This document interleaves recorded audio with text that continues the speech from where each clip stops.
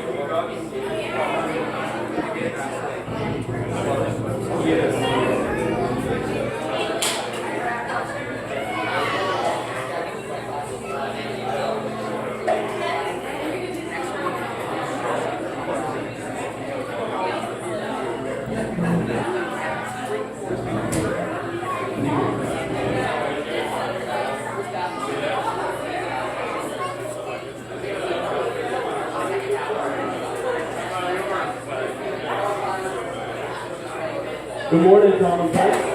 Time to start church here. I'm so glad to be here. I'm Pastor Josh. If it's your first time, we're glad you're here. And I also want to encourage you to fill out a connection card so that we can keep track of you and follow up with you and let you know how glad we are that you're here. You can just fill that out and drop it in the basket on the way out or put it in the offering box. Either one of those will work out fine. I'm about to hand over the announcements here momentarily to Dave Lombard for his final address. But I wanted to just briefly mention two things. One is, rumor has it, it's Nick Walker's birthday, so give him a hug on the way out.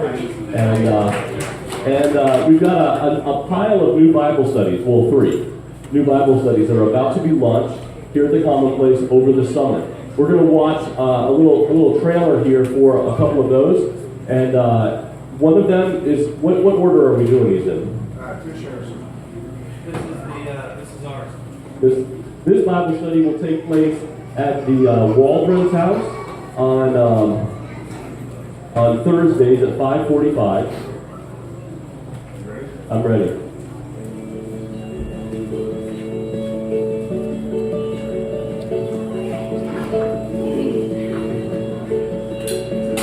Ordinary is simply the circumstances that we find ourselves in every day. So that looks really different, person to person. An ordinary day for a tax attorney or someone on Wall Street or a teacher or a stay-at-home mom or a missionary overseas is going to look really different. But part of what I'm saying in my book is that all of us, whoever we are, wherever we are, live our lives in 24-hour days. We live in patterns, and we live with very concrete circumstances, with specific people in our lives, with specific neighbors, with specific friends, with specific enemies that we have to forgive. And so there is no one that gets a pass from the ordinary, no matter how exciting your life is. We can't know God in the abstract. We can only know God in the concrete of our life. And so I want to invite people to know God where they actually are. And even in the small stuff, even in the stuff that seems meaningless, it's so heavy and weighted with meaning. And so I want to look at that together, because if we don't figure out what it means to just walk through an average Tuesday in a way that forms us as worshipers, allows us to worship, and allows us to encounter God Himself, then we'll never know how to live a Christian life, where we actually are, where we actually live with the people in our actual lives, in the concrete. So every chapter takes something that happens in a day, like waking, brushing teeth, reading your keys, fighting with my husband, getting stuck in traffic, checking my email. And it goes back and forth between that and a practice of gathered liturgy on Sunday. So our passing the peace, our kneeling, our praying, our bowing, our baptism, word and sacrament, preaching, taking the Eucharist. So it goes back and forth between these small moments of our day and these moments of gathered worship and liturgy on Sunday. And so putting them together and trying to talk about them together was a way for me to kind of explore how our worship, our liturgy as a church kind of crashes into our week and our day. But also how our day, our average life, will bring with us into our worship together. So much of us is formed by repetition, ritual, and even like modern neuroscience is bearing this out. But there's a deep wisdom in it that the church has known for a long time, that we're formed not just by getting the right ideas in our head, but by entering into specific practices that teach us in pre-cognitive ways who we are and who God is. But if we keep that in the abstract and we don't learn how to enflesh that in our day, then it never really touches our hearts, because our hearts are formed in the day-to-day. All right.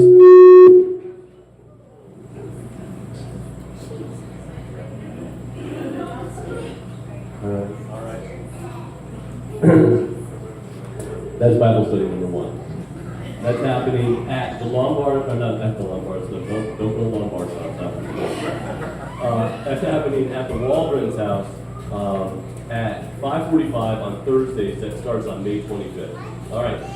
There's also a ladies' Bible study that's going to continue to take place on the second floor on Tuesday nights at 6:30. And at the same time as that ladies' Bible study is happening, there's going to be a men's Bible study taking place as well, so that they can capitalize on all the free childcare.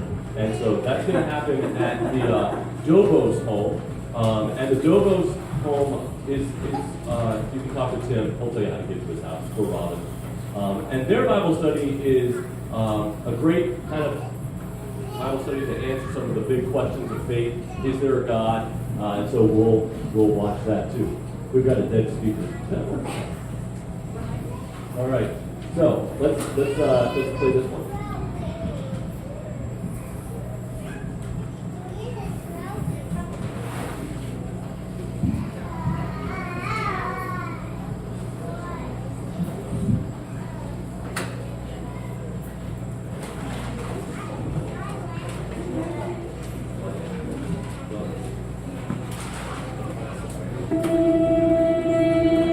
At some point or another, we all wonder what life is about. Why are we here?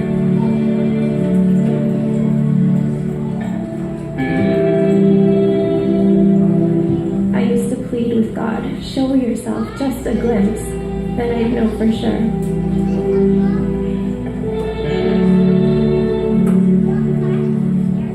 Are all of these people wrong? I have such a hard time believing that they are. You don't have to look far to see how broken our world is. Have we just become so good at pretending things like this don't happen? After you got sick, you asked me what I thought happened when someone dies. I told you what I've always believed. There is nothing else after death.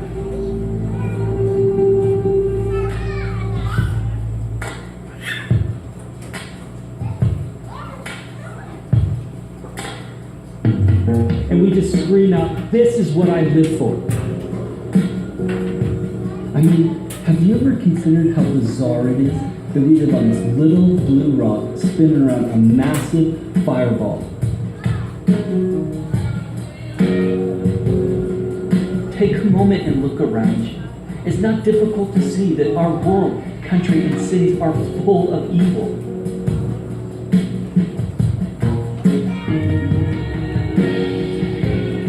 So then, what view of the world did Jesus describe? What was Jesus' worldview? What is your hope? Do you have good reason for the hope you have?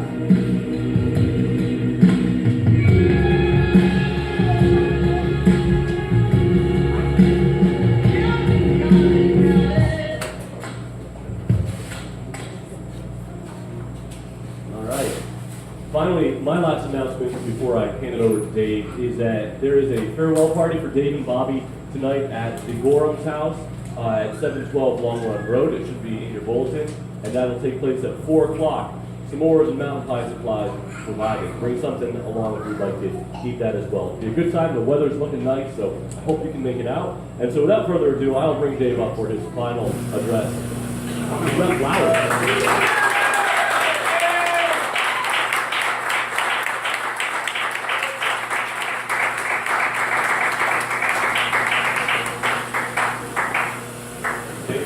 He needed to bring himself flowers.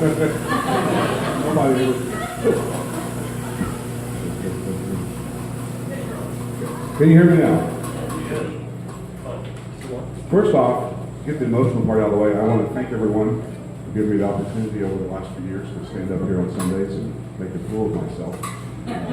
For those of you who laughed with me, bless you. For those of you who didn't, God was watching. Because after all, this is church. So let's move on. Attention all girls. We're having a cereal supper at Desmond's house this Tuesday evening at 6:30. No Bible study, just bring a box of cereal. Deb will have milk and bananas. Our brave child care provider will be there. Who is the brave child care provider now? Sarah Faust. Okay. Just don't give her coffee before she gets there. Weather permitting, the kids will play outside. Call if you need a ride, and we'll try to get you hooked up with someone who's driving out. The address and phone number should be in your bulletin. Also looking for volunteers to help set up and tear down at Relay for Life, which is Friday, May 19th. That's next Friday. Wow, that's got there quick. Next Friday and Saturday. If you would like to help, please sign up. There's a sign-up sheet near the offering box. There will be a brief meeting for all children's ministry volunteers on Sunday, May 21st. That's next Sunday. That'll be upstairs after the first service, during the second service. Check out the giving station. The brown box and iPad over there. The clear box is not out. You can also go to commonplacechurch.com. Now, you guys know what today is. And it's not just Nick's birthday, although it's his birthday. And I understand Aaliyah had a birthday too? Tomorrow, okay. So, Nick, would you like to do a solo? Today is Mother's Day, as you all know, and if anyone in here has ever had a mother, raise your hand. See, that's one of those ones where everybody raises their hand because you have a mother, at least at one point in your life. Some interesting facts about Mother's Day. Mother's Day is one of the most celebrated celebrations, I guess, in the world. More countries celebrate Mother's Day than any other holiday. However, Mother's Day would not have survived if not for the card companies. They say that it's without the support and continuous promotion of the florist industry and the greeting card companies, Mother's Day may have withered and died. Mother's Day was first celebrated in 1872. You guys know who Julia Ward Howe is? Yeah, history buffs? Wow. I'm embarrassed you guys. That's why I'm going to Missouri.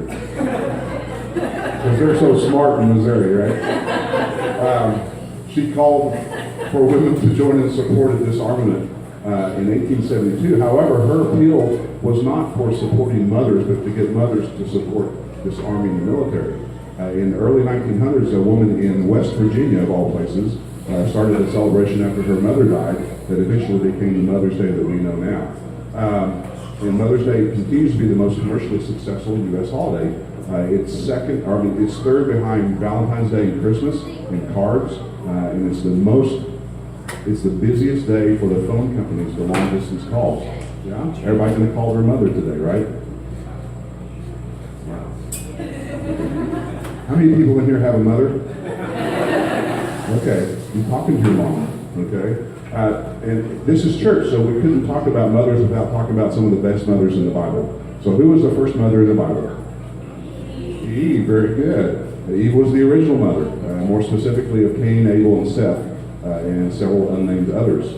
The mother of Isaac is who? Sarah, very good. The mother of Jacob and Esau? Rebecca. Who's everybody? Very good. The mother of Solomon? Bathsheba is right. The mother of Aaron, Moses, and Miriam. Very good. Jochebed. And the most famous mother of all, the mother of Jesus, Mary. So as we go about our lives, remember your mothers. Besides the funny fact that you wouldn't be here without your mother, for most of us, mothers have been a nurturing force in our lives, and they deserve our respect and our love. Now, I brought up a couple of flowers. Somebody said they produce themselves flowers. But on behalf of the florist industry, let me just say, carnations, and these aren't quite carnations, but as close as I could find. Carnations are sold in two different styles for Mother's Day, okay? If your mother has passed, is no longer alive, you use an uncolored carnation to celebrate your mother. If your mother is still alive, you use a colored carnation, okay? So remember that as you go about your lives today. Go by and get some flowers for yourself if your mother has passed to celebrate your mother, and get some colored flowers to give to your mother if she's still alive. All right? And that, my friends, is it.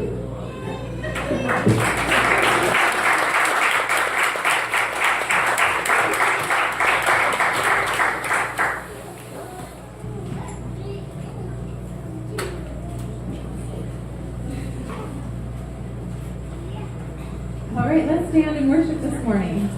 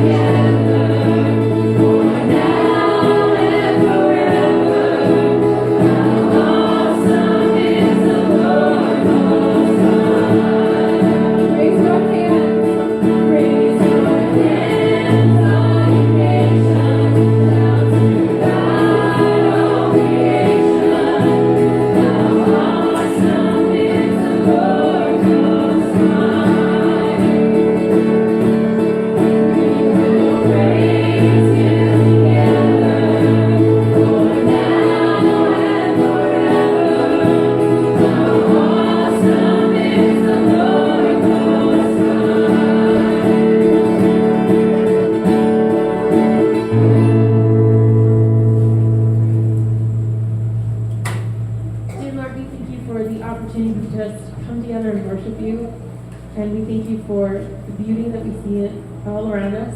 We thank you for our mothers, and we just ask that you allow us to open our hearts to you, that the message that we hear today touches something inside of us and allows us to have a desire to get to know you better. In your name we pray. Amen.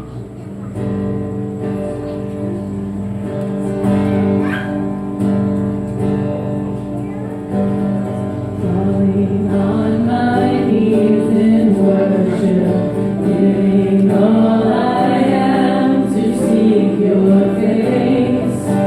Lord, all I am is yours.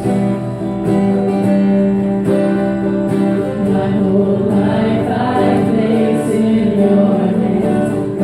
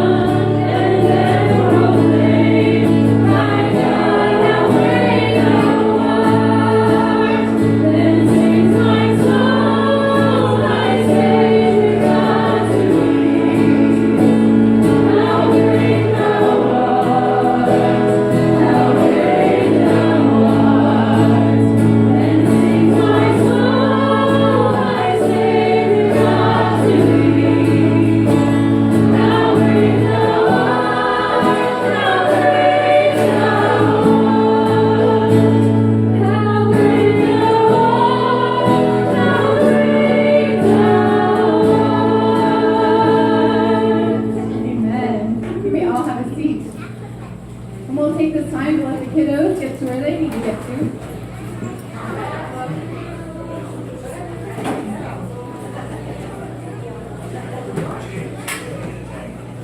Also take a moment to get more coffee or say hi to somebody. And we'll be right back.